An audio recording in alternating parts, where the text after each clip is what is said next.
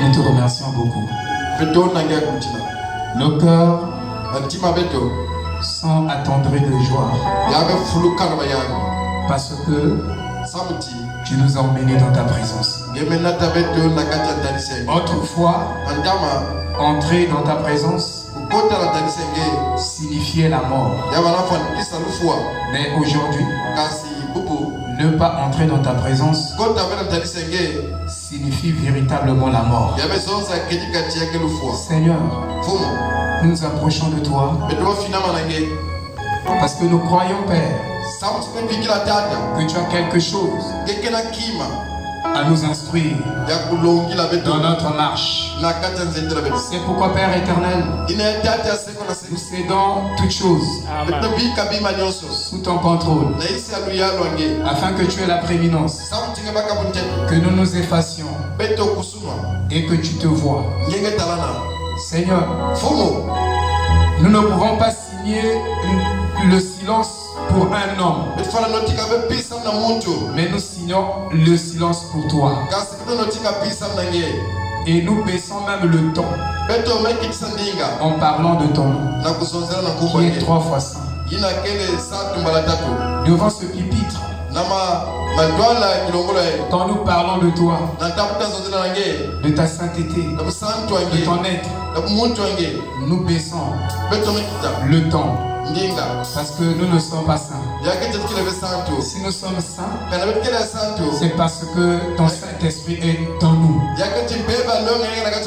Alors descends, Seigneur, et enseigne-nous ta parole. Amène-nous dans la profondeur de la révélation du temps du soir. Nous voulons vraiment être un avec cette réalité. Il y a une réalité que tu as manifestée en ce temps du soir. Et nous n'arrivons pas à pénétrer cette réalité. Parce que nous n'avons pas vidé nos esprits. C'est pourquoi le Saint-Esprit ce matin descend pour vider l'esprit de chacun de nous. Afin que la parole de ce temps du soir puis s'engloutir ou puis se remplir, il peut le remplir nos esprits et que nous soyons débordés, ivres de cette révélation. Vivifie-nous, Seigneur, dans ta présence. Console les affligés, ceux qui sont éprouvés, accorde la réconforte. Ceux qui sont malades, guéris leur Père, car tu es celui qui guérit. Tous ceux qui sont dans le besoin, réponds leurs besoins, car tu es Jéhovah Jireh. Merci en tout Père, que la gloire te revienne. Toi qui prends la prééminence en ce lieu, dans nos âmes et partout. À toi la gloire, au siècle des siècles, au nom de Jésus-Christ. Amen. Amen.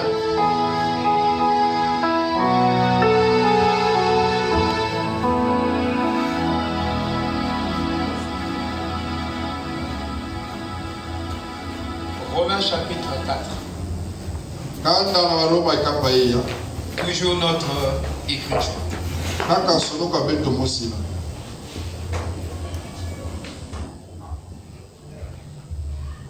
Tu es déjà la page.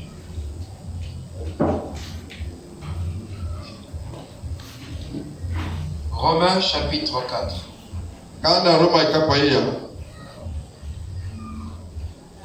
Verset 9.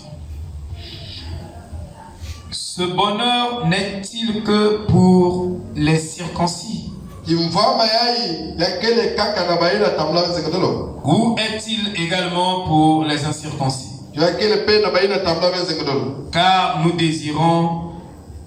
Car nous disons que la foi fut imputée à justice à Abraham. Comment donc lui fut-elle imputée? Est-ce après ou avant sa circoncision? Il n'était pas encore circoncis. Il était incirconcis. Et il reçut le signe de la circoncision comme sceau de la justice qu'il avait obtenu par la foi quand il était incirconcis, afin d'être le père de tous les incirconcis qui croient, pour que la justice leur fut aussi imputée. Que le Seigneur ajoute ses bénédictions à cette lecture. Amen. Shalom, shalom. Amen. Alors, je suis dans la joie d'être de nouveau encore ici ce matin. Sinon, mon souhait est toujours être ici tous les jours. Amen. Parce que David disait en son jour, je suis dans la joie quand on me dit allons dans la maison de l'Éternel. Sinon, je voulais vraiment, si ça ne dépendait que de moi, d'être ici tous les jours. Mais comme ça ne dépend pas de moi, ça dépend de Dieu. Amen. Amen. C'est pas ça ma Charlie? Elle est ici tous les jours. Tous les jours de culte. Elle ne choisit pas. Mercredi, vendredi, dimanche. Mercredi, vendredi, dimanche. Amen. Amen. Amen. Nous devons écouter la parole de Dieu tous les jours. Je dis bien tous les jours. Nous devons écouter la parole de Dieu. Jésus a dit l'homme ne vit pas seulement du pain, mais de toute parole qui sort de la bouche de Dieu. Amen. Alors cette écriture que nous venons de lire est une écriture très fondamentale pour expliquer la justification, ou si vous voulez la justice et l'injustice. Il fait très chaud le cuisière.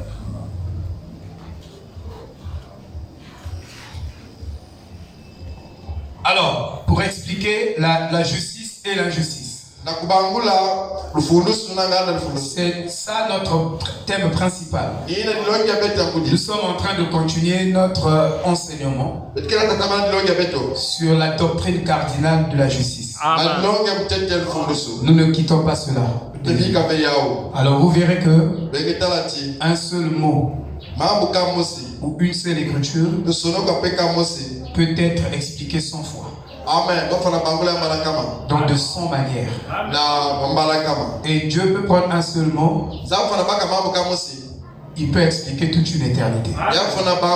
Savez-vous que nous sommes dans l'éternité? Parce que quand le 7e sceau est dévoilé,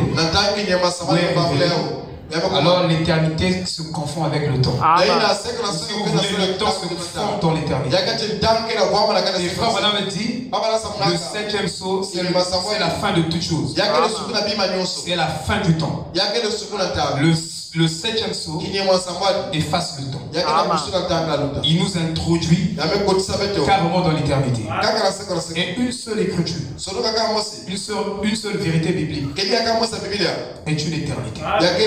C'est pourquoi vous verrez que une vérité spirituelle est plus grande que la logique, est plus grande que l'expérimentation, et est plus grande que le raisonnement. Donc si je marche avec une vérité spirituelle, toi qui marches avec un raisonnement, j'ai en moi quelque chose qui est plus grand que parce que je marche avec une vérité spirituelle. Elle est plus grande que les raisonnements. Elle renverse les raisonnements. Voyez, et une vérité spirituelle est un roc. Savez-vous que la vérité n'a pas des pieds, mais le mensonge a des pieds? Chaque mensonge que l'homme va utiliser, ce mensonge-là, vous verrez qu'il a des pieds. Mais la vérité est un roc. La vérité ne bouge pas. La vérité est là. Dans la vérité, vous n'avez pas de vicissitudes. Il n'y en a pas. Ça ne vacille pas. Alléluia. C'est pourquoi nous voulons recevoir la révélation sur la vraie justification. Parce que ce mot que nous allons enseigner ici, de la doctrine cardinale, de la justice. Alléluia. Amen. Ce mot justification, nous allons les préciser. Nous allons expliquer cela. Nous allons donner beaucoup d'exemples. Dieu voulant. Afin que la lumière puisse jaillir dans vos âmes. Parce que si tu utilises un mot tous les jours de ta vie et que tu n'as pas la compréhension de ce mot, tu as une mauvaise compréhension de ce mot, alors la vie de ce mot ne peut pas sortir en toi. Amen. C'est ça la vérité. C'est ce qu'on appelle le logos. Et le logos, au commencement, était la parole. Et la parole était avec Dieu. Et la parole était Dieu lui-même. Et donc ici, le message de Frère Branham n'est pas venu pour ajouter quelque chose. Est venu pour mettre les choses dans leur place. Pour mettre de l'ordre dans la compréhension des choses qui ont été enseignées avant Frère Branham. Parce qu'on a dit justification, mais quelqu'un qui dit justification, il vit autre chose que ce mot-là. Il ne vit pas la vie de ce mot-là. Nous pouvons citer le prophète, mais tu ne vis pas cette citation-là. Oui, tu es un hypocrite. C'est ce qu'on appelle l'hypocrisie. Et nous sommes ici bourrés de l'hypocrisie parce que nous sommes en train d'utiliser les mots, même amour. Nous utilisons le mot là, amour, à tort et à travers. Savez-vous qu'une seule goutte d'amour guérit l'humanité entière? Si on connaissait la vraie définition de Dieu sur le mot amour, même dans cette église, on n'aura plus de problèmes. On aura des problèmes, mais l'amour va monter la garde, va veiller à ce que, malgré les problèmes, on ne se déchire pas. Et dans chaque église, nous devons avoir deux bâtons de pèlerinage. Pas chaque église seulement, mais chaque personne ici présente doit avoir forcément deux bâtons de pèlerinage que Frère Branham appelle la véracité et la quantité. Et il dit dans la véracité, c'est le mot vérité. Et ce mot vérité ne porte pas les jugements. Et dans la quantité, vous avez tous les principes de la parole. Donc, si vous avez la quantité et la véracité, vous allez passer un bon pèlerinage sur la terre. Alléluia. Donc vous devez avoir vos deux bâtons de pèlerinage. S'il n'y en a pas, et dans une église, nous devons avoir deux bâtons. Il y a l'amour, il y a la parole. Si chacun vient ici seulement pour la parole, il ne voit pas le défaut de l'autre. Le diable entrera ici, il ressortira, il ne pourra jamais le séparer. Parce que nous sommes pleins d'amour, nous sommes remplis de la parole, il ne pourra jamais nous déchirer. Parce qu'on ne regardera pas les fautes, mais on regardera ce que Dieu a fait pour lui. Moi je regarderai ce que Jésus a accompli pour lui. Lui regardera ce que Jésus a accompli pour moi. Et il n'y aura aucune faute entre lui et moi. Alléluia. Parce que nous n'avons pas la vraie définition de la justification. Pourquoi nous condamnons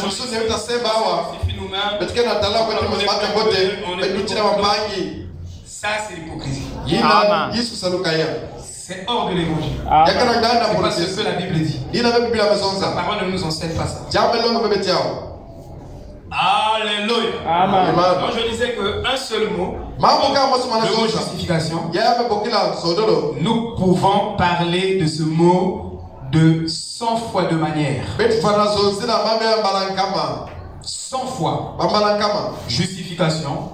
On dit ceci. On dit ceci. Nous connaissons les doctrines. Nous connaissons les doctrines fondamentales du christianisme. Nous les connaissons. Le baptême, la justification, la sanctification, le baptême Saint-Esprit, et toutes ces choses, nous les connaissons. Mais La justification Donc, dont nous sommes en train de parler, c'est la même justification, mais avec une compréhension très spirituelle. Amen. Je pourrais dire une compréhension qui est dans les lieux célestes. Amen. C'est quand vous traversez toutes les dimensions inférieures. Alors, la dimension que vous pénétrez, c'est la dimension. Vous voyez? Amen. Savez-vous que la Bible n'a pas de fond? Amen. Savez-vous que la Bible n'a pas de fond? Oui. C'est quoi la Bible? C'est très juste. Il y a un roi de la Bible. Je pourrais vous citer le nom de ce roi-là, en hébreu et en grec. Il a fondé la Bible sans fond. Ah oui. Ah, vous me regardez? Bon, quelque chose qui n'a pas de fond n'a pas de fondement. Vraiment. C'est très juste. N'a pas de dimension. Parce que quelque chose que vous pouvez saisir, c'est une dimension. Amen. Soit par la foi, mais la Bible, vous ne pouvez pas saisir. Parce que son roi, le roi de la Bible, dit, pourquoi étudier aussi? Les gens disent, oh, je crois le message. C'est toute la Bible. C'est l'Apocalypse. La Genèse, Apocalypse, tout. On doit tout avaler. Ils ne prêchent pas là-bas. Il faut prêcher aussi là-bas. Il faut rentrer dans les eaux profondes. Dans une profonde révélation de la parole. Alors, ce roi de la Bible a fondé sa religion. Les feuilles de figuier. Sa religion de facilité.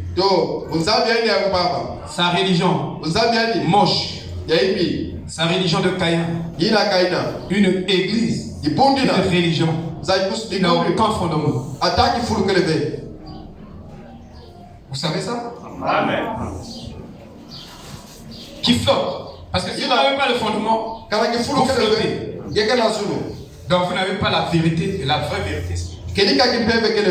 Jusqu'à présent, on a rien. Amen. On n'a rien dit encore. Frère Branham nous a prêché sur Dieu change-t-il d'avis au sujet de sa parole.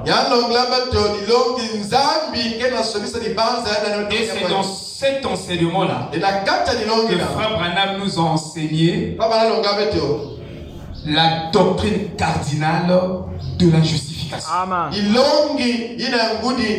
vous verrez dans cet enseignement, Frère Branham a pris le type de Caïn et Abel.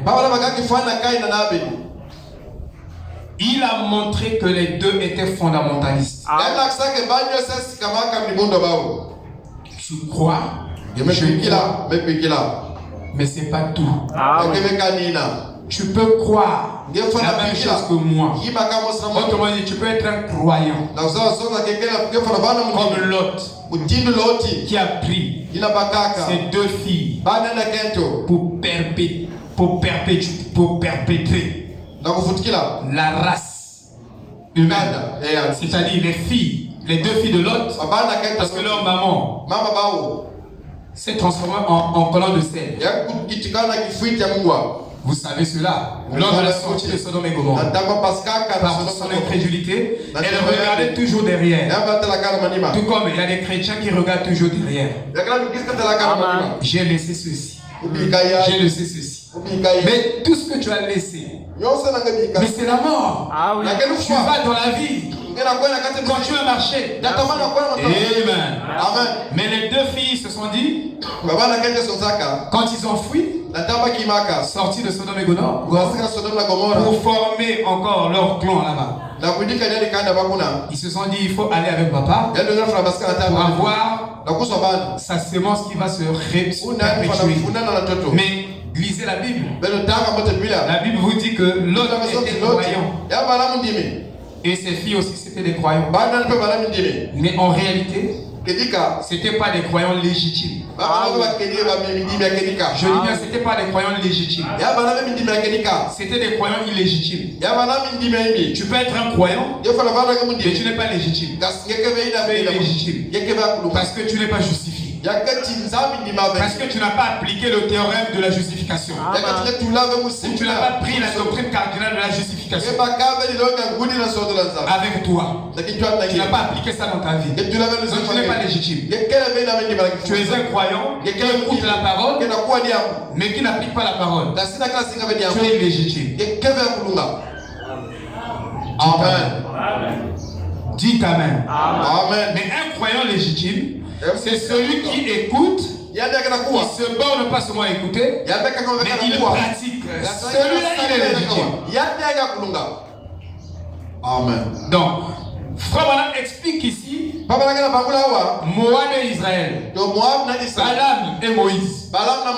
Frère, donc Dieu change-t-il sa pensée au sujet de sa parole? Ou change-t-il d'avis? Dieu peut vous donner sa volonté permissive. Donc vous avez un testament permissif. Voilà. Mais vous n'avez pas sa volonté parfaite. Il est mieux de servir Dieu dans sa volonté parfaite. Vous pouvez servir Dieu comme vous voulez. Tout le monde sert Dieu. Mais nous voulons être dans sa volonté parfaite. Parce que si tu n'es pas dans sa volonté parfaite, à la fin tu es disqualifié. Savez-vous que être béni et réussir, c'est deux choses différentes. Tu peux être béni, mais tu ne réussis pas. Celui-là, apparemment il n'est pas béni, mais réellement il est béni. Et il réussit. Alléluia. Vous devez comprendre les mots. Je vous dis, la vie est dans les mots. Amen. Voilà, celui-là, vous le voyez comme ça. On le néglige. Mais c'est lui qui réussit. Et ce message est venu pour que toi tu réussisses. Pas seulement être béni, parce que les bénédictions se transforment même en malédictions. C'est ce qu'on appelle la loi des jumeaux. La même eau qui a sauvé Noé, la même eau a tué les incrédules. Dans le même message qui se bénit, ça peut être le même message qui te maudit encore. Ça, je vous dis la vérité. Amen. Alléluia. Amen. Vous devez faire attention. Seigneur, je veux des bénédictions. Oui. Mais il ne faut pas que ça soit dans la volonté permissive. Parce que si c'est dans la volonté permissive, tu ne vas pas réussir dans la volonté permissive. C'est pourquoi la Bible dit seule la bénédiction de l'Éternel enrichit. Elle n'est pas suivie des chagrins. Donc moi je réussis. Je dois réussir dans les voies tracées par Dieu. Pas par la franc-maçonnerie, pas par les ruses ou je ne sais pas. Je dois suivre ce que Dieu a dit. Amen. Donc il y a beaucoup de gens qui servent Dieu, mais qui ne sont pas dans la volonté parfaite. Et pourtant, vous verrez, tout ce qu'il fait, ça marche. Tout ce qu'il fait, ça marche. Et Dieu va leur demander des intérêts. Lisez bien le psaume 104, verset 15, je crois. Que ceux-là qui réussissent dans l'immoralité, ils peuvent utiliser tous les moyens qui ne sont pas de la parole pour à la fin, Dieu leur réclame les intérêts. Amen. Amen. Amen. Amen. Tu peux être béni et puis tu meurs pécheur. Amen. C'est pourquoi Frère Branham dit Dieu cherche un homme qui va bénir. Plus il est béni, il est petit. Il diminue, il s'efface. Faites attention. Parce que les gens sont devenus des orgueilleux maintenant. Mais c'est l'esprit de Laodicée. Je suis riche. Vous voyez, j'ai Dieu. Je suis béni. Ça c'est l'esprit de Laodicée. Ça ne parle pas. Parce que tu dis, Frère Branham a dit, ça va te parler ça. Ça va te gagner. Et ça, je vous dis la vérité. La parole ne choisit personne. Quand la parole arrive, le pasteur y compris. Hein? Amen. Le frère Livet disait que le jour où vous allez essayer de m'élever dans cette église. Il dit que je ne suis pas important. C'est Christ et Jésus qui est important.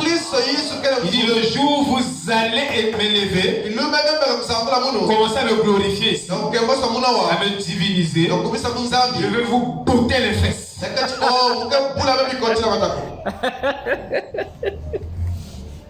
Beaucoup de pasteurs, Dieu les a quittés à cause des bons. Ça, je vous dis la vérité. Si tu vas là-bas, ici, tu n'as pas la solution. Si tu vas là-bas, tu as la solution. Politicien. Un politicien. Notre pasteur, il devient un guérisseur. Il devient un guérisseur. Donc il vole l'attribut de Dieu. Il y a que Dieu qui guérit. Et vous n'empêcherez pas Dieu de guérir. Je peux guérir par un Jack. Je peux guérir par Moussi. Je peux guérir par Tanguy. Je peux guérir par Guy. Dieu n'est pas cantonné dans un pasteur. Vous n'allez pas l'empêcher de guérir les gens. C'est ça la vérité. Parce que c'est son attribut à lui. S'il veut le manifester, il peut choisir sa fille. Il peut choisir son fils. Il n'est pas dans les calculs humains. Vous n'empêcherez pas Dieu à votre niveau. C'est nous qui devons aller au niveau de Dieu. Amen. On a défié. Et quand on fait ça, Dieu confond le pasteur. Il commence parce que Dieu le quitte en fait. Parce que les gens le prennent pour Dieu. Faites attention, frère. C'est pourquoi moi je préfère comme ça. Les gens ne sont pas attachés à moi. Qu'ils me croient pas, c'est ça ne change aussi rien. Alléluia. Amen. Avant quand je disais ça à ma femme me dit mais tous les pasteurs on leur dit elle-même elle est venue me dire je bénis Dieu pour ta position. Parce que je comprends. Quand on te respecte ou pas, c'est pas ça. Il y a beaucoup de pasteurs qu'on a divinisés. Quand même à la place de Jésus-Christ. Ça là. Chaos. Moi je reste comme ça. C'est à vous de me croire. Si vous n'avez pas cette révélation, je ne vous force pas de me croire. Amen. Vous devez obtenir de vous-même. Alléluia. Maintenant écoutez frère. Frère Branham dit que cette Bible est toujours un livre fermé. C'est-à-dire, Dieu peut te révéler sa pensée.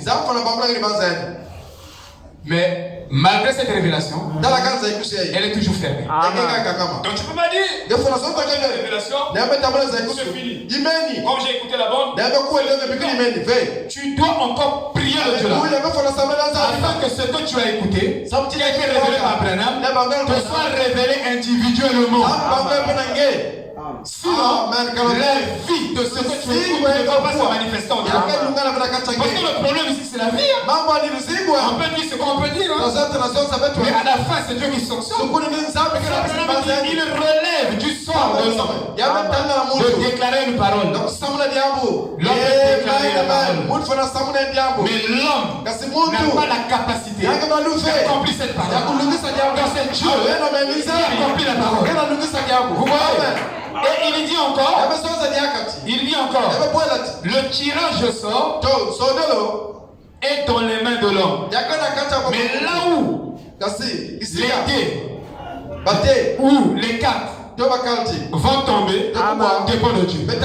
C'est pourquoi tout ce que vous faites, associez toujours Dieu. Parce que si tu n'associes pas Dieu, alors tu penses que tu as pris une décision, mais à la fin, ça va tourner contre toi. Vous voyez? C'est comme si la décision a travaillé contre toi. Savez-vous que l'autre ne pouvait jamais prendre une bonne décision? Amen. Et pourtant, il avait la conception mentale de Dieu. Voilà.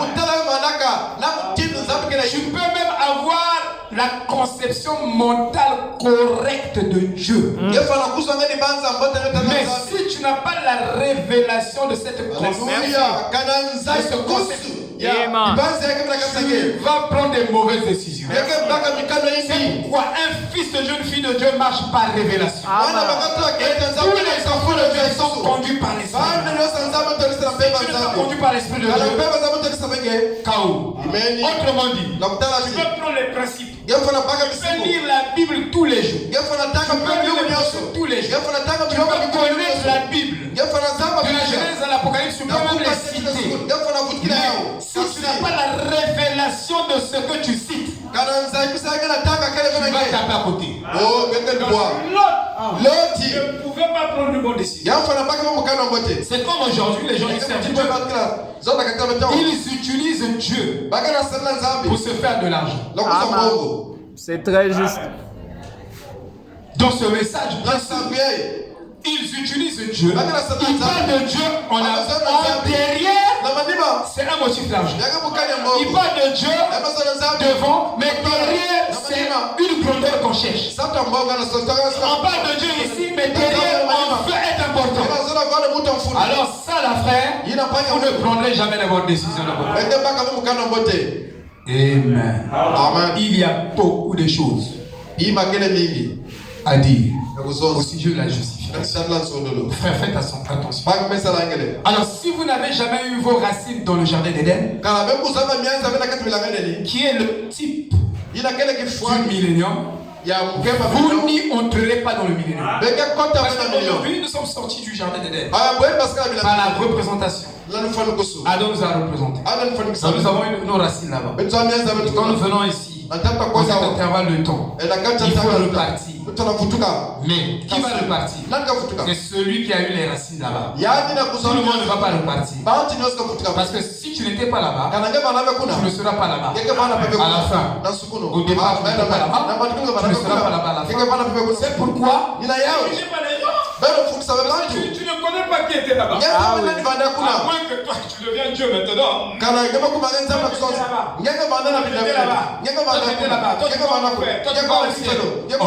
Vous voyez les gens, c'est toi-même qui t'envoie le faire. Alléluia. Amen. Ne voit pas les gens le faire. On voit lui-même au paradis, même s'il n'était pas. C'est Dieu qui va juger.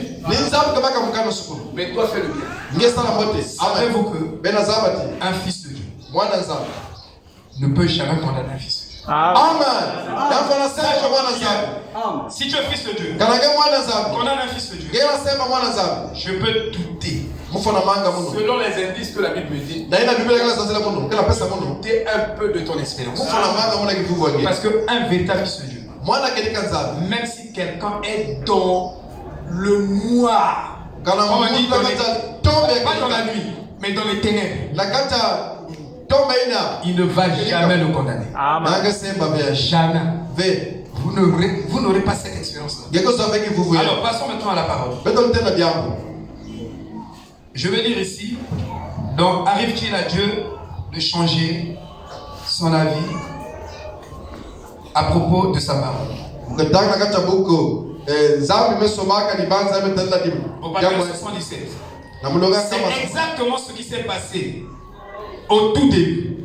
Alors que Caïn et Abel, ces deux garçons étaient sur terre. Lorsque Abel a offert à Dieu un sacrifice plus excellent que celui de Caïn, et que Dieu a confirmé Abel en descendant et en acceptant son sacrifice, cela a provoqué de la jalousie chez Caïn, parce qu'il était jaloux de son frère et il a tué son frère.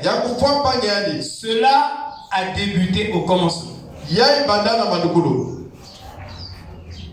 Dieu a agréé ton frère, son sacrifice, et ça provoque la jalousie chez toi. Tu commences à parler mal de lui. Tu as l'attitude de Caïn. Amen. Alléluia. Amen. Si ton frère prospère dans ce qu'il fait, bénis le Seigneur. Bénissons le Seigneur.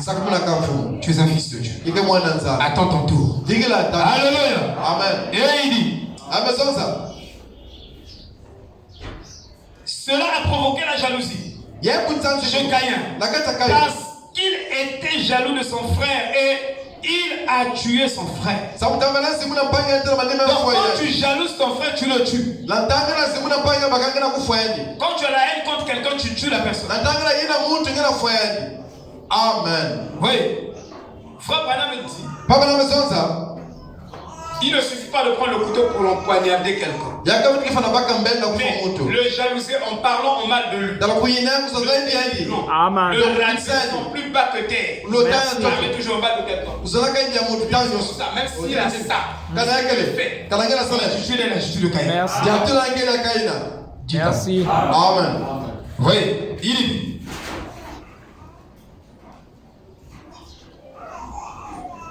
L'homme naturel et l'homme spirituel. Caïn et Abel adoraient le même Dieu. Les deux ont bâti le même genre d'autel.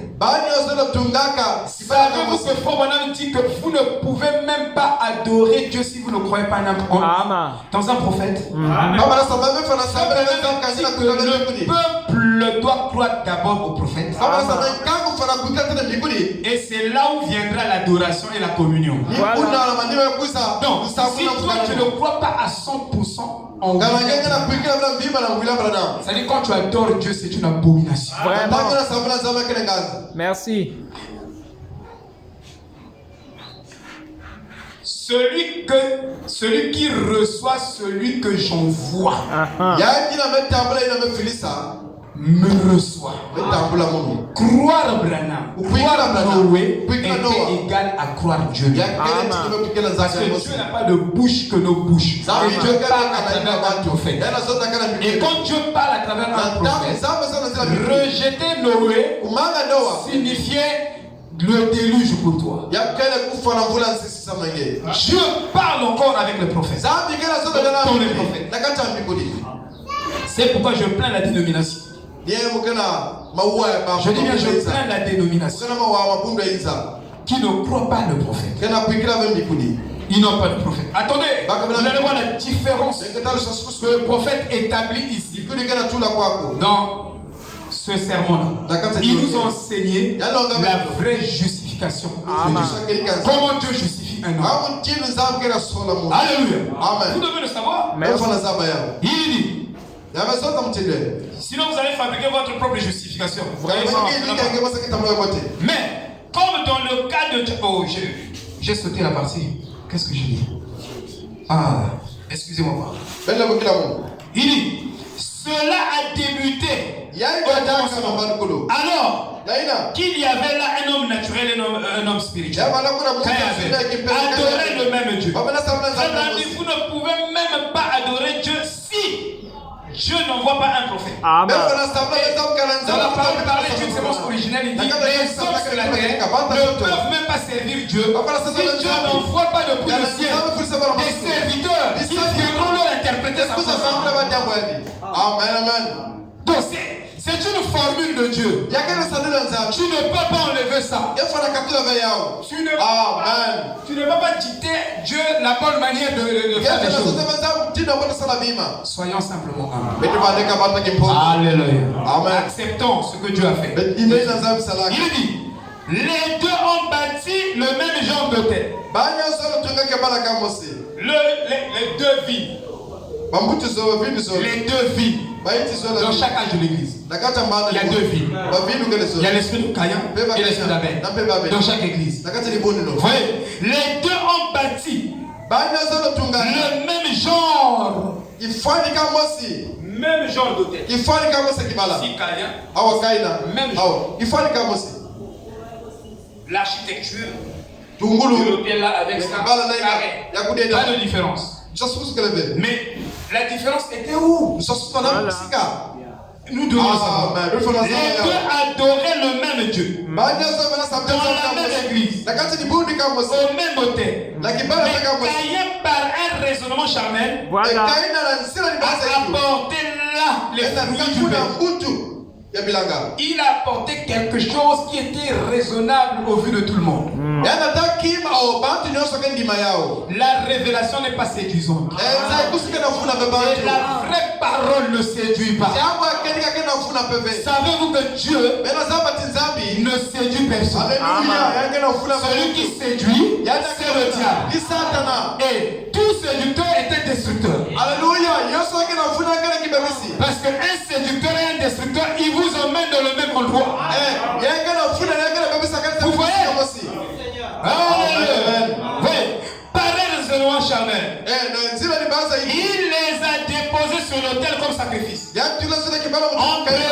En pensant qu'assurément ceci correspondrait à l'expiation que Dieu attendait. Quand je fais ceci, je plais à Dieu. Dieu a déjà dicté une manière de le plaire. Donc c'est pas de fabriquer ta manière de plaire. Tu ne peux pas fabriquer une manière à toi pour plaire à Dieu. Non, ça ne marchera pas. Sinon, tout le monde aura sa manière à plaire à Dieu. Mais Dieu a déjà établi les équations. Il dit pour me plaire, voici la formule.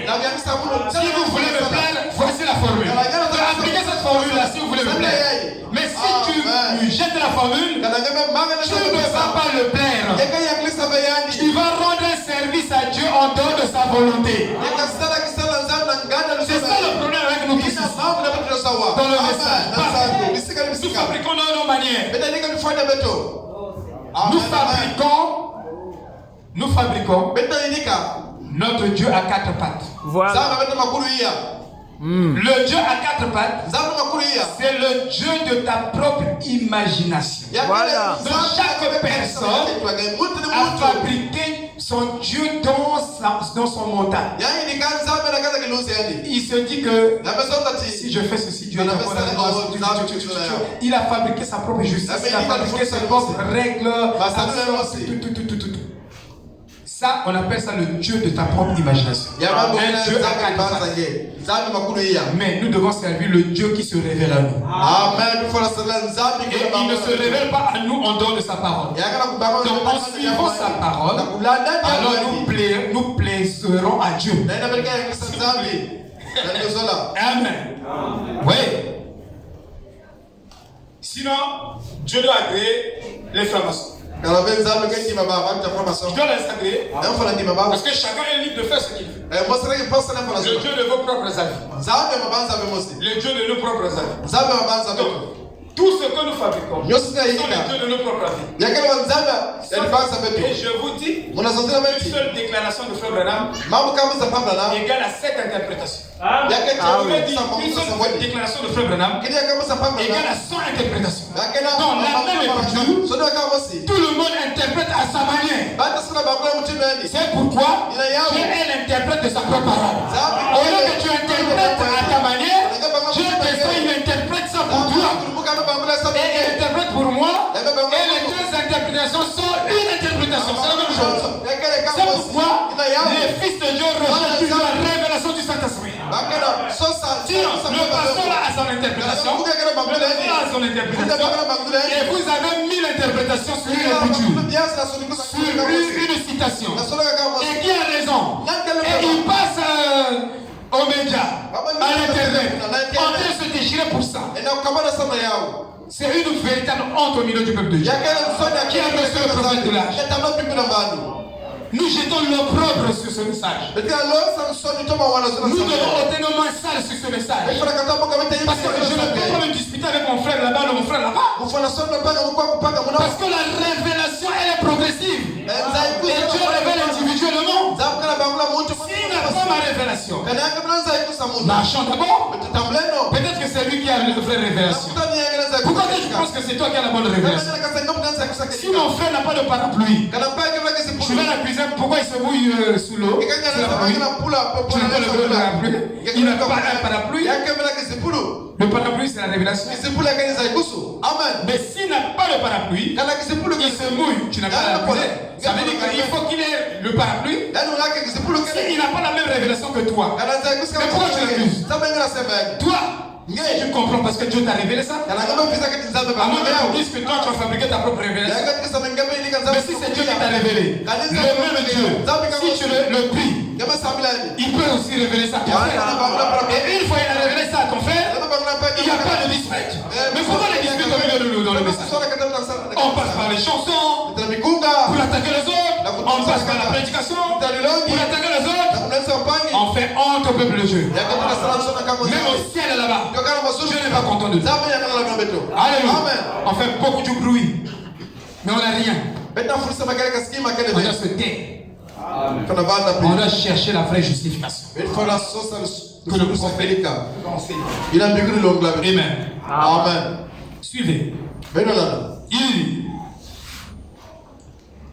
mais Caïn, parlant de Salomon, il pensait qu'il faisait bien. Alors, il a dû apporter, comme les gens le pensent aujourd'hui, des portes.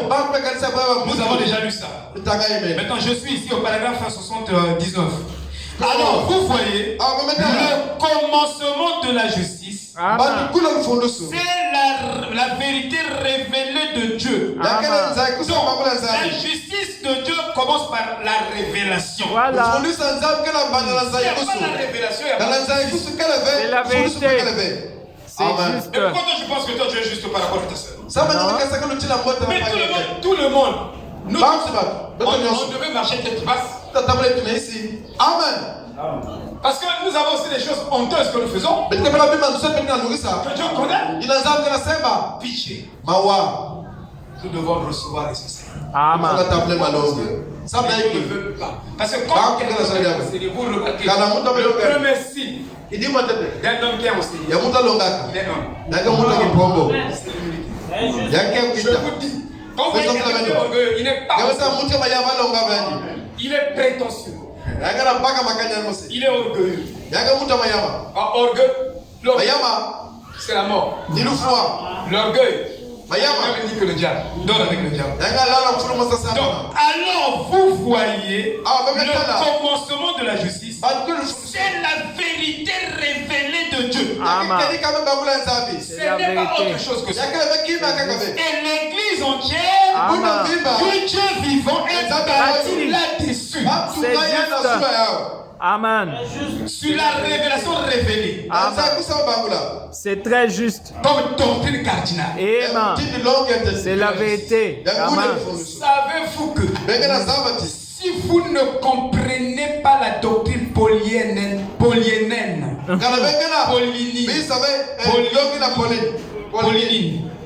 la doctrine polynéenne,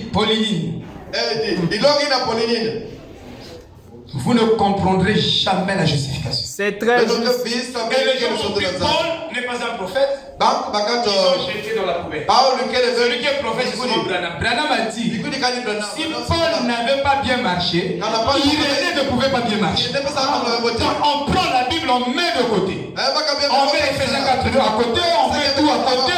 Tout ce que Paul a établi comme ordre dans l'église et tout, on met tout de côté.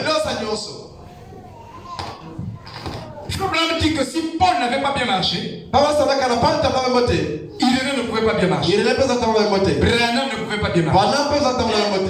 Savez-vous que le message de Branham, c'est le message de Paul. Et frère Branham dit, ne manquez pas, ne manquez pas, ne manquez pas ceci. La même colonne de feu qui a apporté la parole par Paul et Moïse, elle est ici au temps du soir pour révéler cette parole. Amen. Il dit, manquez tout ce que vous voulez manquer, sauf cette vérité. Amen. Merci. Mais si la mécanique n'était pas là, si il n'y avait pas quelqu'un, on devait commencer par où? Amen. Vous voyez? Alors ici, nous lisons toujours la même brochure au paragraphe 111. Alors que Martin Luther avait pris le départ avec la justification.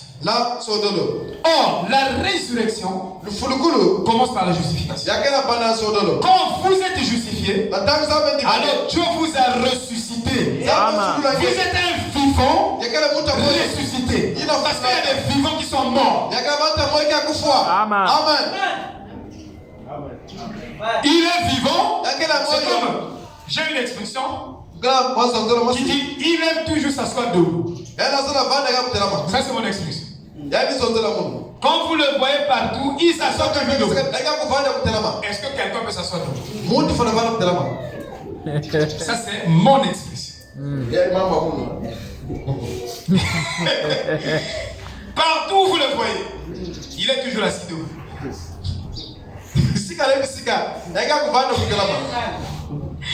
Il dort debout. Alléluia. Amen. Ouais, frère.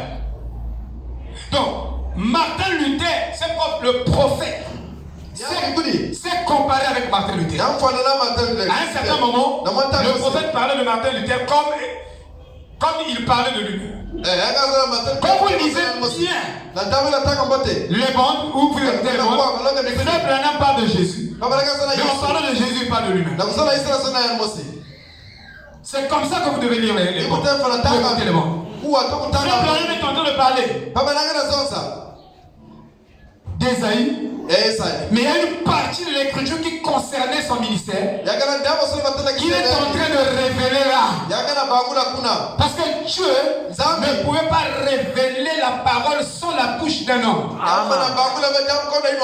C'est pourquoi Dieu est descendu, il révèle la parole, mais pas un homme. Et il nous a révélé toute la parole. Tout ce que Dieu nous a donné dans ce message, c'est pour nous aider à quitter la terre. Amen. Pour nous aider à sortir d'ici. Parce que le feu va tomber ici. Et je vous dis que le feu ne va tomber. Cette église ici devrait être l'église luthérienne. En réalité, quand Dieu a donné la justification par Luther, alors l'église qui venait après Luther devait être l'église luthérienne. Ça devait être une église justifiée. L'autre qui venait, ça devait être une église justifiée. L'autre qui venait jusqu'à nous ici, ça devait être. Donc, à la fin ici, on devait avoir seulement une église luthérienne. Mais qu'est-ce qui s'est passé? On a bafoué la justification. Cette église-ci devrait être l'église luthérienne. Parvenue à un stade plus avancé. L'église d'Éphèse devait être une église luthérienne. L'église de Smyrne, une église luthérienne, mais un peu plus avancée. Et ainsi de suite jusqu'à nous. Vous voyez, Luther, une fois, il en a fait une organisation, il n'a pas pu accepter, de Wesley la sanctification parce qu'il avait formé une organisation. Et ces hommes ont refusé de prendre position pour ça. Alors, l'esprit s'est retiré de là. Maintenant, le groupe de Lot, ou de Moab, qui était l'enfant de la fille de Lot, les Moabites, c'était les enfants de la fille de Lot. Oui, il dit illégitime dès le départ. Donc des croyants, mais illégitimes. C'est pourquoi Frère Branham dit, quand vous commencez par une erreur, vous terminez par une erreur. Amen. Vous voyez, moi je ne suis pas ici par une erreur. J'ai jamais commencé au ministère par une erreur. Dans l'alpha, il y a déjà l'oméga. Amen. Quand tu commences bien, tu finis bien. Parce que le commencement est le fondement. Amen. Et écoutez, avant de continuer ici, je vais vous lire quelque chose. Frère voilà me dit, au paragraphe 99. C'est exactement pareil. Si vous regardez ce type en utilisant une pensée spirituelle, donc il dit que quand vous regardez Moab et Israël, utilisez votre pensée spirituelle. Ne regardez pas ce type charnellement, mais regardez ça spirituellement. Il dit, en utilisant une pensée spirituelle, vous verrez que ça représente la dénomination. Des dénominationnels. C'est pourquoi il y a la dénomination dans le message. Amen. Il y a dans le message. Ce n'est pas que le message est une dénomination. Non, mais ce sont les gens qui sont venus dans le message, qui n'ont pas pris la parole. Ils n'ont pas pris la parole.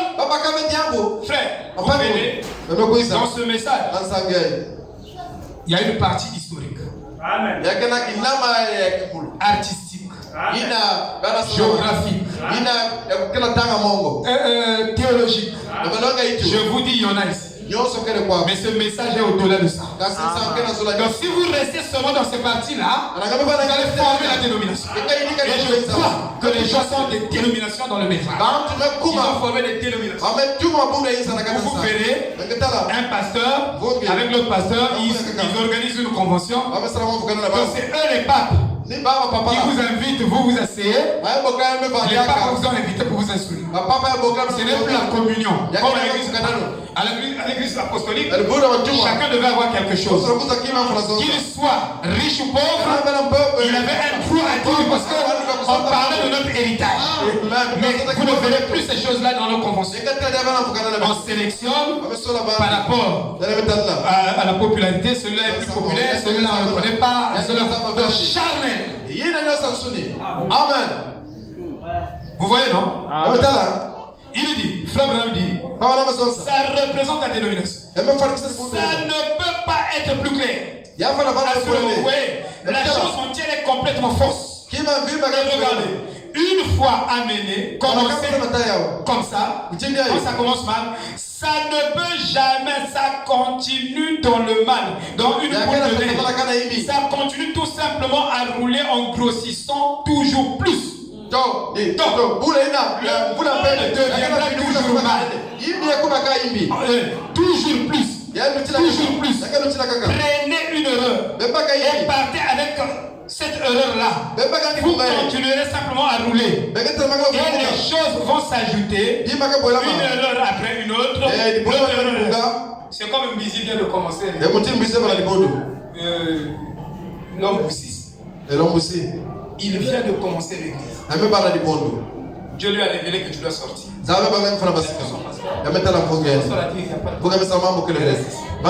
Quelques mois. Il est resté.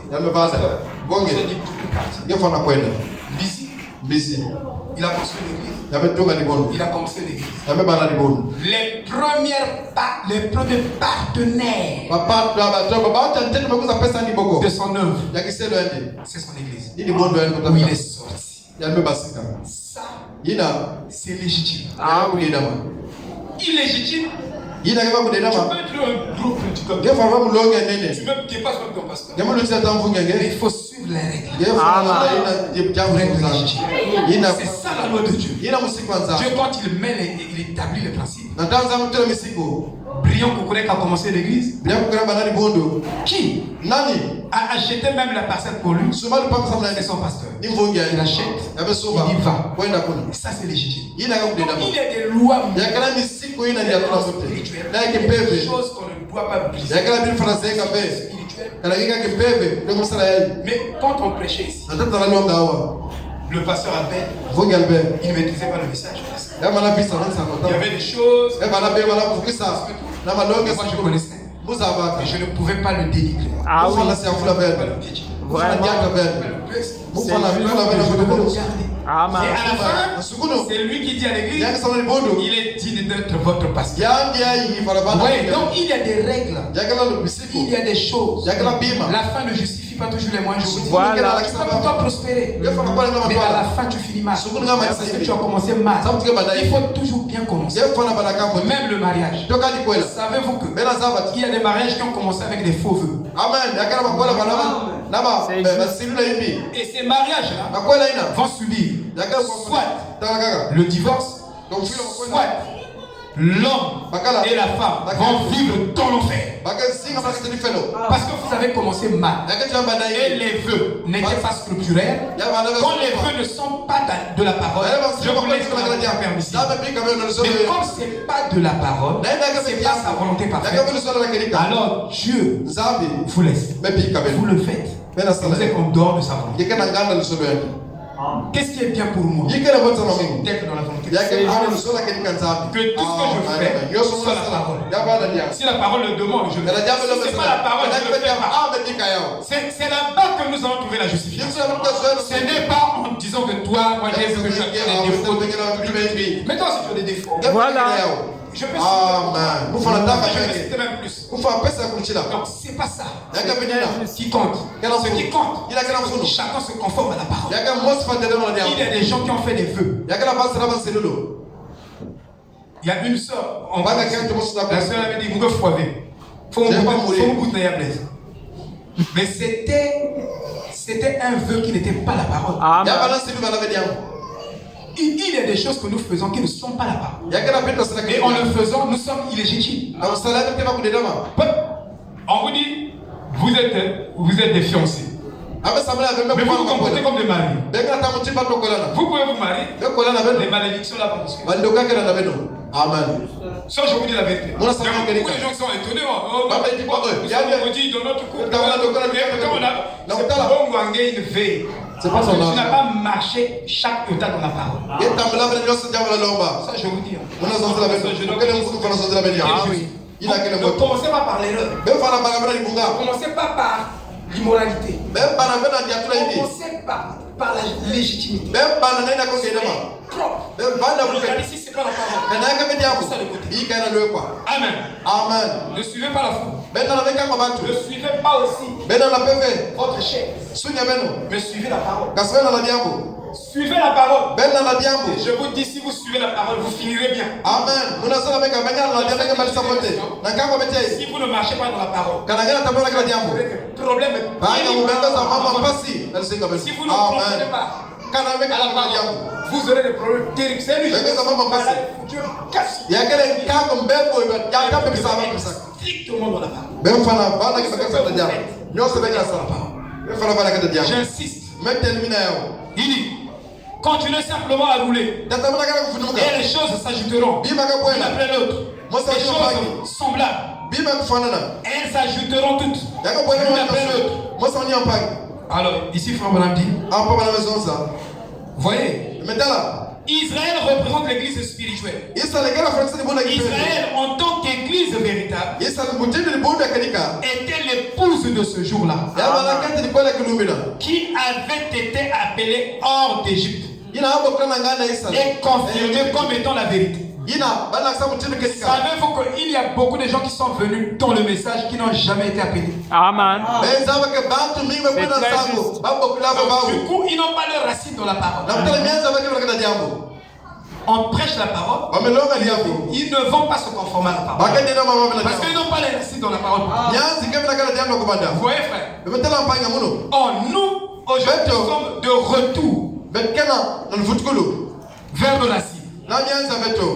Suivez, je vais vous dire quelque chose. Dieu a fait sortir Israël de l'Égypte pour aller vers Canaan. Amen. Mais quand ils sont arrivés à Canaan, Abraham a dit que je suis encore pèlerin. Amen. Oh, un pèlerin, c'est un résident. Amen. Un résident n'est pas un permanent. Amen. C'est différent. Un permanent et un résident. Le frère Walter peut travailler en Angleterre. Et pendant même une période de 3 ans. C'est un résident. Voilà. Parce qu'après là-bas, de l'Angleterre, il peut revenir encore dans son pays. C'est un résident. Mais si toi tu vas là-bas, tu prends la nationalité et tu te fixes, tu deviens un résident et un permanent. Alors Abraham arrive à Canaan. Alors il dit que je cherche encore une cité qui a des solides fondements. Donc tu es l'architecte et le constructeur. Amen. Parce qu'il voulait repartir à ses racines. Nos racines ne se trouvent même pas dans le millénaire. Mais nos racines se trouvent dans l'éternité. C'est très juste. C'est pourquoi nous avons en nous la soif de l'éternité. En nous, il y a quelque chose qui désire repartir encore de nouveau dans l'éternité. Parce que c'est là-bas que nous sommes sortis. C'est juste. Amen. Oh, frère, Amen. C'est la vérité. Amen. quand ces deux-là se sont rencontrés, les deux ont offert le même sacrifice. Comme Caïn et Abel. Les deux ont bâti. Donc, ils ont vu cet autel. Les deux ont offert des sacrifices purs. Et ils ont offert des béliers. Ce qui témoigne qu'un Messie allait venir. L'expiation, la vraie. Fondamentalement, ils étaient l'un à l'autre exactement pareils. Israël ici-bas, dans la vallée, Moab là-haut, sur la colline. Moab avait cet autel, Israël avait cet autel. Moab avait cette bœuf, et Israël avait cette bœuf. Moab avait cette bélier pour exprimer le Messie qui allait venir. Israël avait cette bœuf. Quelle était la différence entre eux? Fondamentalement, l'un et l'autre avaient raison. Merci. Mais dans ce message, nous avons la Vierge forte. Ça, vous le savez.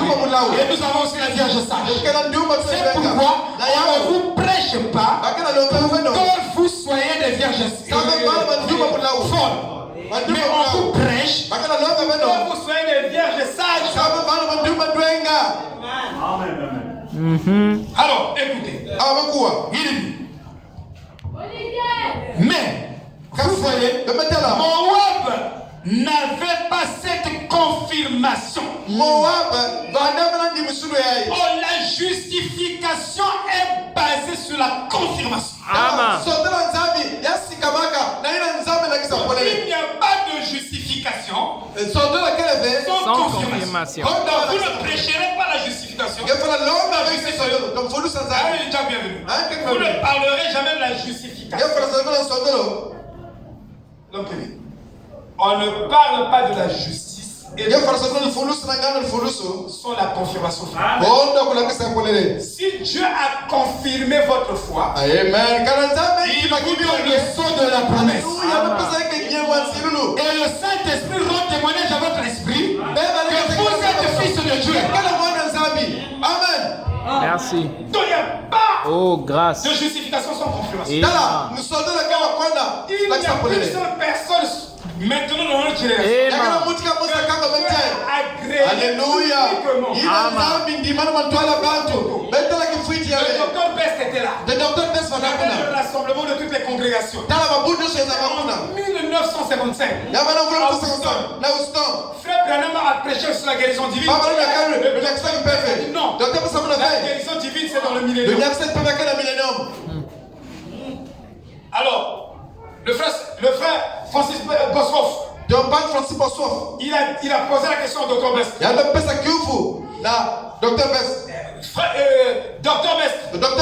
est-ce que les 7 noms de Jéhovah composés dans l'Ancien Testament peuvent s'appliquer en Jésus-Christ? Il dit non. Ah oui. Alors, frère Branham dit, le Jéhovah de l'Ancien Testament, le Dieu qui est esprit dans l'Ancien Testament est devenu chair en Jésus-Christ avec tous les attributs que le Père avait. Il a pris ses attributs et tous les sans son Fils. Et tout ce que Jésus a manifesté, il a manifesté chaque attribut du Père dans sa plénitude. la divinité, la plénitude de la divinité en Jésus-Christ. Personne ne pouvait le faire. Personne après lui ne pouvait le faire. Avant lui ne pouvait le faire. Parce que tout le monde en avait seulement une cuillerée de l'océan. Mais en lui habitait tout Dieu corporellement. C'est très juste. Merci. Vous voyez, Oh, gloire. il dit.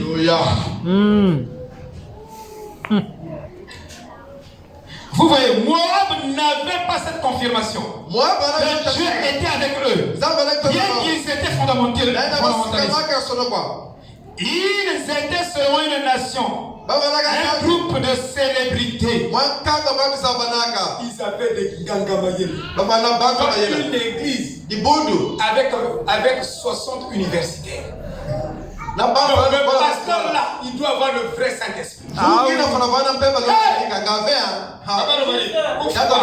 c'est une église. Parce que, je vous dis, quand vous arrivez dans un niveau, il y a Zouli. Ça veut dire que vous devenez comme un prophète. C'est comme si vous devenez même un peu plus que ça. Hein?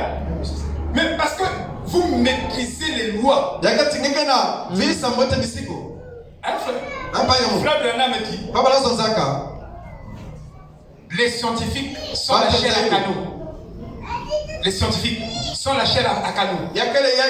Il dit que les scientifiques maîtrisent. Ils sont rentrés dans les laboratoires de Dieu. Ils ont dit qu'avec les protéines de chaque espèce, on peut reproduire cette vie. Quelle folie! Mais la vie n'appartient qu'à Dieu. Voilà. Et la vie n'a jamais eu de commencement, on n'aura pas de fin. Dieu est le temps de la vie. Et je vous dis, Jordi est là. Ils m'ont envoyé les bébés. Éprouvette. La science. Frère Branham a prophétisé ça en 1950 comme ça là. Je vois la science en train de créer l'homme. La science a essayé de créer l'homme. Donc en fait la science défie Dieu. Ils ont défié Dieu, ils ont dit à Dieu que nous... Donc Dieu les a autorisés à rentrer dans ces laboratoires. C'est Dieu et ils ont manigancé sur les lois. Ils essaient de faire. Jordi m'a montré. C'est combien de bébés ils ont créé la science? 55 millions de bébés créés par la fédération. Frère Branham dit comment diable cela peut-il arriver? David de deux côtés était poursuivi par le diable. Et cette prophétie, cette manière de parler de Frère Branham signifiait que la science était en train de créer l'homme. Et Frère Branham exprime ça prophétiquement comme ça. Amen. Ils avaient un rocher frappé pour la guérison. Ils avaient les bénédictions de Dieu qui les accompagnaient tout le temps. Et ils étaient les enfants de Dieu qui étaient appelés à sortir. Et je vous dis, c'est seulement ceux qui sont appelés de Dieu qui seront justifiés. Si Dieu ne t'a pas appelé, si c'est l'Église qui t'a appelé, alors fais ta différence. Dans la justification, c'est que pour ceux-là que Dieu a appelés. Et la Bible dit dans les Romains, ce que Dieu a appelé, il les a sanctifiés, il les a glorifiés. Savez-vous que si vous êtes un appelé de Dieu, Dieu est obligé de vous glorifier. Que vous le sachiez ou non, il vous glorifie toujours. Parfois tu ne sais pas que Dieu te glorifie, mais il te glorifie. Même si tu n'es pas au courant. Et Frère Branham dit, Jésus a été glorifié par des miracles qu'il a fait. Il a ressuscité Lazare. Aucune science ne peut le faire. La science ne peut pas ressusciter un mort de 3 jours ou 4 jours dans la tombe. Demandez-leur de faire ça, ils ne vont pas arriver. Mais Jésus l'a fait. C'est une glorification. Jésus a marché sur les eaux. Prenez maintenant vous pouvez peser 1 kilo. Au moins je pèse 0,5 5 mm. Écoutez bien. Amen. Tu resteras au-dessus suspendu, hein, par la poussée d'Archimède. Hein? C'est la poussée d'Archimède, non? Aidez-moi. Et c'est la poussée d'Archimède, non? Voilà. Hein, les fluides avec les solides. Donc tu resteras flotté là-bas.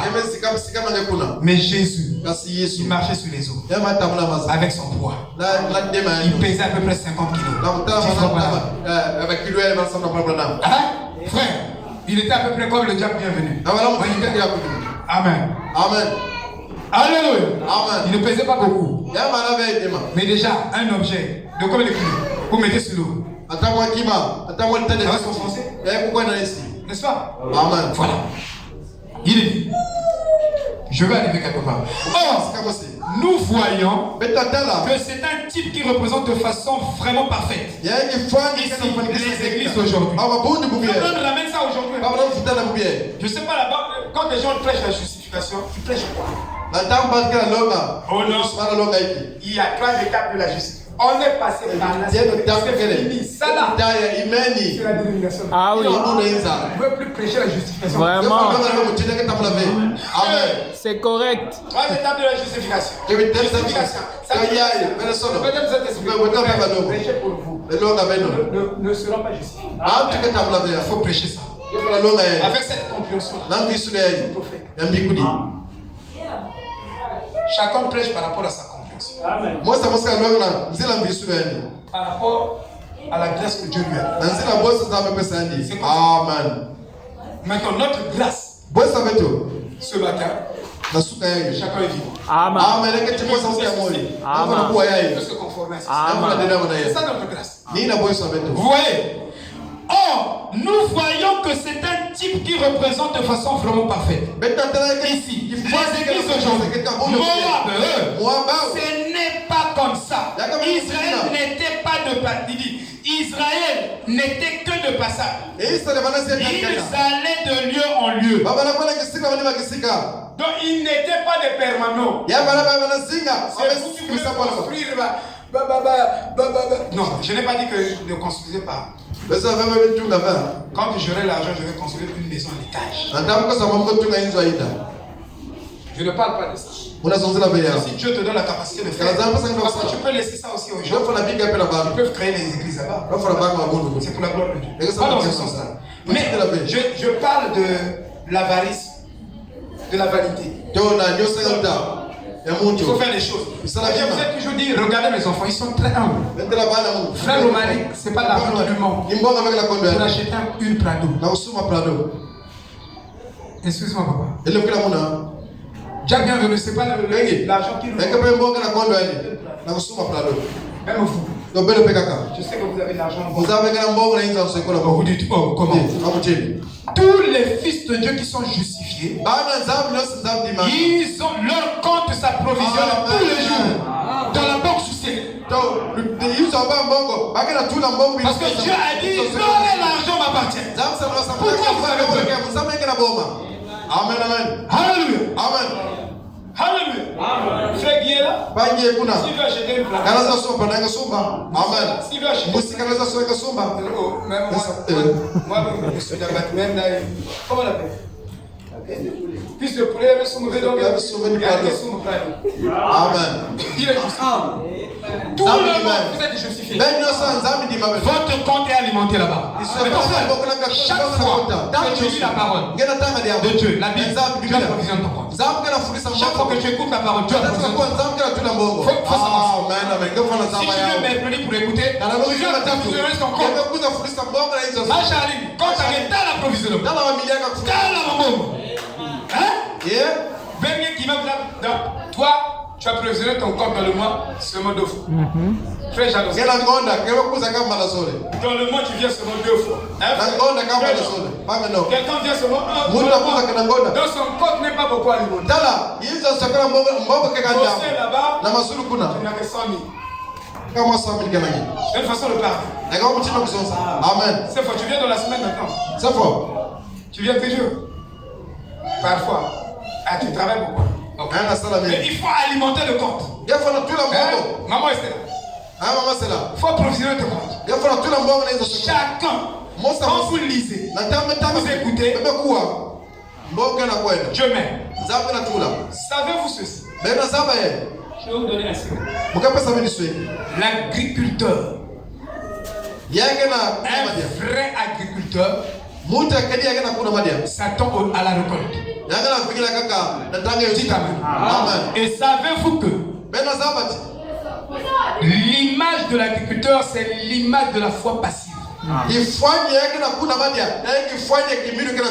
a pas de la foi passive sans la foi active. Non, il n'y a pas de la foi active sans la foi passive. Et vous n'aurez même pas un iota de la foi active si vous n'avez pas la foi passive. La foi active, c'est cette foi qui fait que nous demandons des miracles, nous demandons des guérisons, des prodiges. Ça, c'est la foi active. Or, cette foi active dépend de la foi passive. C'est pourquoi dans 3 Jean 2, il dit: je veux que tu prospères à tous égards comme prospère l'état de ton âme. Or, plus ton âme est alimentée, plus ton âme est approvisionner de la nourriture, alors c'est-à-dire que cette richesse va sortir et va toucher tout le monde. C'est pourquoi chaque pasteur est dans l'obligation de prêcher la foi passive. Si vous écoutez ma chanson de culturiste, c'est toute une doctrine que j'ai mis là. Il y a un frère qui m'a dit que la chanson là, j'ai fait 1 semaine. Il dit qu'il faut faire 1 semaine de jeûne pour comprendre ça. Ça, je vous dis la vérité. Parce que j'ai mis la doctrine à l'intérieur. Vous comprenez, frère? Amen. Donc, quand vous venez ce matin, c'est pour recevoir la foi passive. Et quand vous avez déjà la foi passive, quand vous êtes devant une situation, sans permission, la foi active sort d'elle-même. Et vous devez le comprendre. Et l'agriculteur sait que quand je plante la sémence, cette sémence-là va retourner dans l'original, dans le forcément, en suivant un processus. Et quand je plante une sémence, la sémence-là commence à multiplier sa vie dans la tige, dans les graines, dans les graines, dans la balle, et à sortir et à rentrer directement dans l'original qui est le vrai. C'est pourquoi un fils de Dieu doit s'aimer la parole. En s'aimant la parole, cette parole va se multiplier. En se multipliant, cette parole va repartir dans l'original. Il dit, je vais arriver quelque part. Quelle que soit la direction que prenait la colonne de feu, il prenait la même direction qu'elle. Moab, non. N'était pas conduit par la colonne de feu. C'est pourquoi, si vous êtes appelé de Dieu, c'est la colonne de feu qui est en train de former votre caractère. Si c'est Dieu qui t'a appelé, le formateur de ton caractère, c'est la colonne de feu. Ils étaient bien installés dans leur propre dénomination. Rouge-Gorge est une dénomination. Ancien évangile tabernacle. N'importe quelle église que vous pouvez citer. Arc-en-ciel tabernacle. Et quand vous venez, vous devez traverser l'église. Sinon, vous n'atteindrez pas le Christos. Vous ne serez pas un chrétien. Vous serez religieux. Il dit, là dans leur propre nation, ils ne se déplaçaient pas. Ils restaient toujours là. Ils avaient leur célébrité. Ils décrétaient que les choses devaient se faire de telle façon. Et ils avaient leurs guerriers. Ils avaient leurs combattants. Ils avaient leurs rois. Ils avaient. Et dont ils recevaient leur ordre. Et ainsi de suite. Mais Moab a vu qu'Israël avait quelque chose que n'avaient pas. Ils ont vu une formidable puissance au milieu d'Israël. Et c'était un prophète. Et ce prophète était Moïse. Et ils savaient que lorsque la bataille allait mal, ils n'avaient qu'à lui soulever les mains. Si la bataille va mal, soulevez ce message. Parce que le message est puissant. Le messager ne pointera pas Christ du doigt à sa seconde. Mais c'est ce message qui pointera le doigt à Christ. C'est différent. Branham est mort. Il n'a jamais été enterré avec la colonne de feu. Il continue à travailler, à perfectionner ses œuvres. Alléluia. Amen. Il dit, et ce prophète était Moïse. Il soulevait ses mains. Et il les maintenait levés. Et la bataille prenait une autre tournure. Dans le problème de ta vie, soulève le message. Amen. Et l'évangile Jésus-Christ, diagnostique. Élevons la colonne de feu. Amen. Diagnostique est là. Quand vous élevez la colonne de feu, les choses prennent une autre tournure. Shalom. Amen.